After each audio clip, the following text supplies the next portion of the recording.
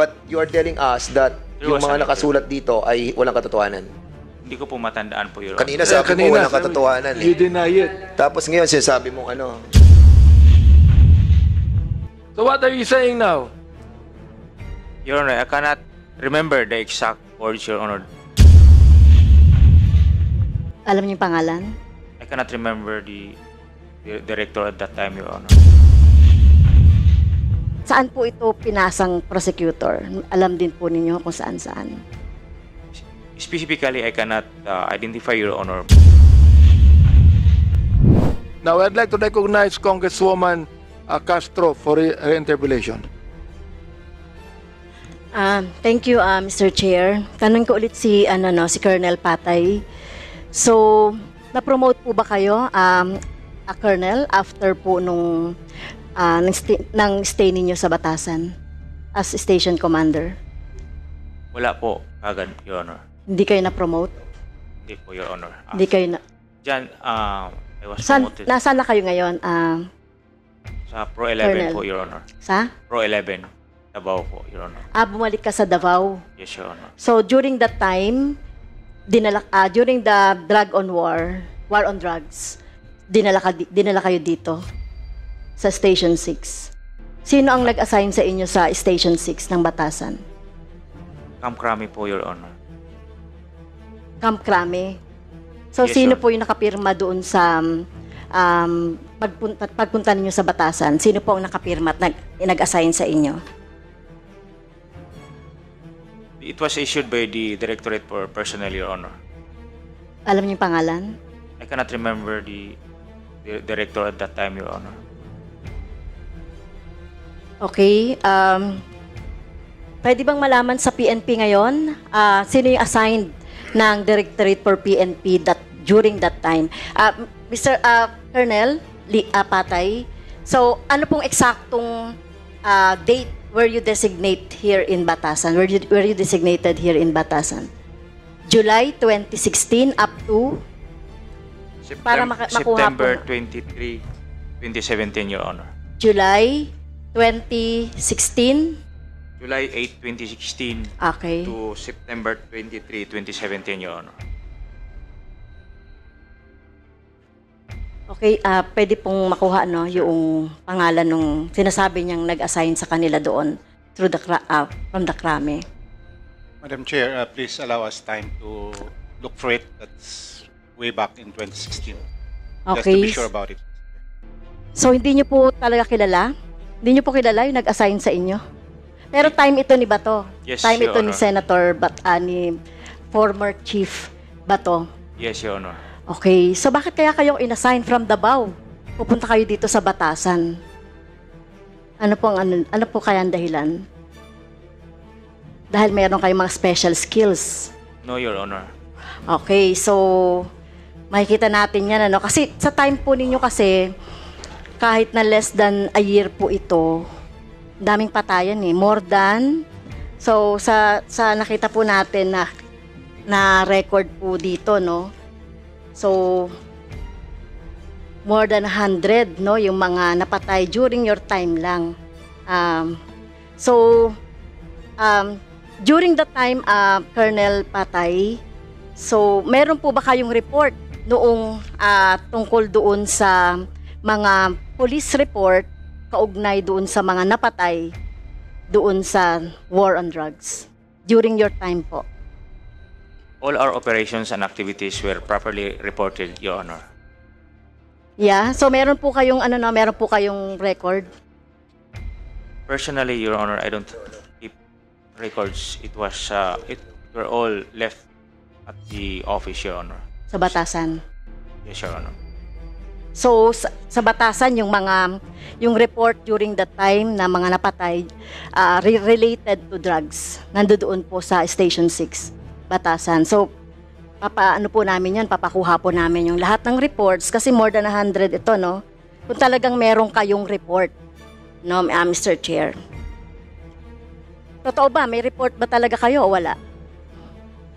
Meron po, Your Honor. Okay, ito Mr. Chair. Ay, nawala si Mr. Chair. Go ahead. So, Mr. Chair, we would like to ask yung Station 6 sa ngayon na kukuhanin yung report about the killings or police report noong July 8, 2016 to September 23, 2017. Yan. Comsec, have you, yung mga police report. So, ilang inquest po ang nangyari?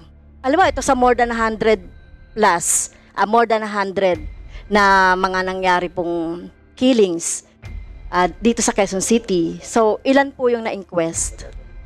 I cannot give the exact numbers of the inquest, Your Honor. Pero nag-inquest. There Pero were nagkaroon ng cases inquest. filed before the prosecution office, Your Honor. There were a lot of cases, drug-related cases and other cases, Your Honor, in violation of the law. Okay. So, doon lang po sa nyo, sa na-handle nyo po, no? Yung sinasabi ninyong nag-inquest, kung totoong nagkaroon po ng inquest at mga police report. So, saan po ito pinasang prosecutor? Alam din po ninyo kung saan-saan. Specifically, I cannot identify, Your Honor, but it was in the jurisdiction of Quezon City, Your Honor. In the Jurisdiction of Quezon City. jurisdiction of Quezon City. Yes, Your Honor. So, pag meron pong nangyaring namatay, yung suspect, drug suspect, napatay po during the operation, di ba nakalagay sa manual ninyo na dapat magko-conduct ng inquest. So, sa lahat po ba ng operations na nangyari during your time, lahat po nagkaroon ng inquest? Ang prosecutor, kasi nakalagay yan sa po nyo, no? Nakalagay yan, Mr. Chair, doon sa manual. Nakalagay po dito. In fact, kami po ay nag-ano rin ng resolution, ang Makabayan, na maimbestigahan din ito, kasi mukhang doon sa mga interpellation natin, Mr. Chair, more than 6,000 yan, walang walang sinasabing nag-inquest or nagkaroon ng inquest, or kung meron man ay limited. Nakalagay kasi dito sa manual, Mr. Chair, 'di ba, sa Chapter 3 Rule 15.4 of the Revised Philippine PNP Operational Procedures Manual 15.4, inquest proceeding necessary when the suspect dies.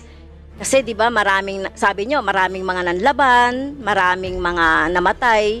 So nakalagay dito, in cases of armed confrontation, okay, wherein the suspect dies, the team leader of the operating unit shall submit the incident for inquest before the duty inquest prosecutor prior to the removal of the body from the scene, except in the areas where there is no inquest prosecutors, in which case the Territorial Police Unit can proceed with the investigation. Okay, so malinaw po dito, no? Doon po sa 6,000, more than 6,000 po, no? Wala pong ma-submit sa atin, Mr. Chair, about the inquest, no? Kung nagkaroon man ng inquest. So ito nga lang, mag-focus tayo dito sa batasan, sa dami kasi nang namatay, Mr. Chair. Kasi for sure, sa bawat namatay dito sa Quezon City o elsewhere na malapit sa Quezon City, Mr. Chair, ay merong mga inquest prosecutor na dapat. Kasi ito yung procedure ninyo, no? So, tinatanong natin, Mr. Chair, na kay Colonel Patay, itong mga sa operation ninyo during the war on drugs na more than 100 po ang namatay. So, sure po kayo nakapag-inquest or dinala nyo po yung case doon sa prosecutor? Nakapag-imbestiga po For ba the kayo? inquest, Your Honor, after armed confrontation, we brought immediately the wounded suspects to the nearest hospital for the purpose of saving lives. And true enough, there were some lives of the wounded suspects were saved. So, yun po, Your Honor, ang nangyari. Well, hindi po yun yung tinatanong ko. Ang tinatanong ko po yung inquest.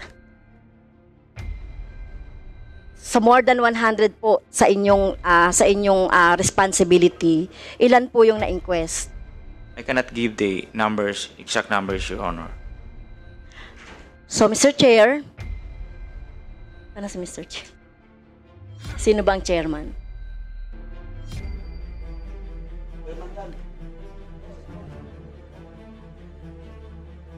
Chairman, Go ahead. mukhang hindi nagko-cooperate si Colonel Patay. Hindi nakiki? Nagko-cooperate. Hindi siya nagsumasagot sa tanong. So, pwede pa nating, Mr. Chair, sa susunod na pagpunta niya rito, no, yung mga tanong ko about doon sa operations nila mula July 8, 2016 to September 23, 2017 ay magbigay po ng ng report ang si Colonel Patay. Starting Doon starting po noong July 8, 2016 up to September 23, 2017. So magbigay po ng report doon sa more than 100 na suspect na napatay po during yung mga operation ng police po. Okay, Colonel Patay, you were asked to, a while ago we asked you to find a way to find out the veracity nung ang 108 na yun. No? Kasi kanina sinasabi din ng Reuters that was more than 100 yung mga deaths. No? So to submit to this committee, those incidents that happened during your incumbency on Station 6. Sir, Can you kindly do that? Yes, sir. I don't have the access right now on the records at KCPD, sir. But you are still an active officer, correct?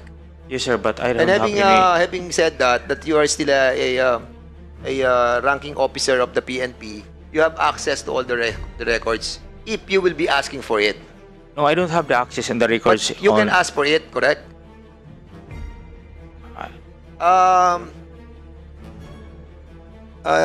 General